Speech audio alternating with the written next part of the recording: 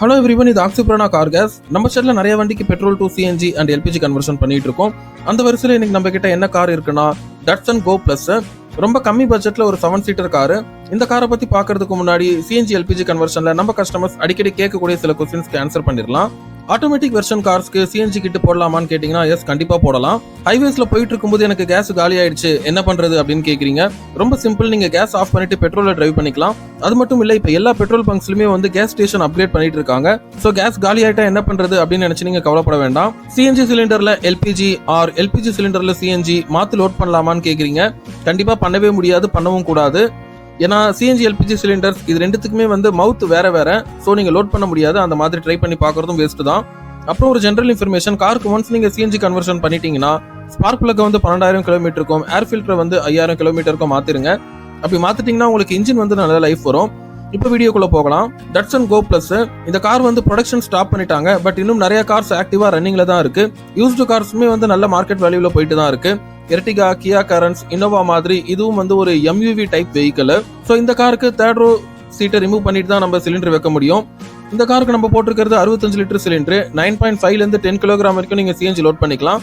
உங்களுக்கு 60 litre cylinder வேணும்னாலும் நீங்க இந்த காருக்கு போட்டுக்கலாம். மைலேஜ் பத்தி சொல்லணும்னா பெட்ரோல டிரைவ் பண்ணும்போது உங்களுக்கு சிட்டிக்குள்ள 13 கிலோமீட்டர் வரும், ஹைவேஸ்ல 16 கிலோமீட்டர் வரைக்கும் வரும். பட் இதே நீங்க சிஎன்ஜில சிட்டிக்குள்ள டிரைவ் பண்ணும்போது உங்களுக்கு 22 கிலோமீட்டர் அண்ட் ஹைவேல 25 கிலோமீட்டர்ஸ்க்கு மேலேயே வரும்.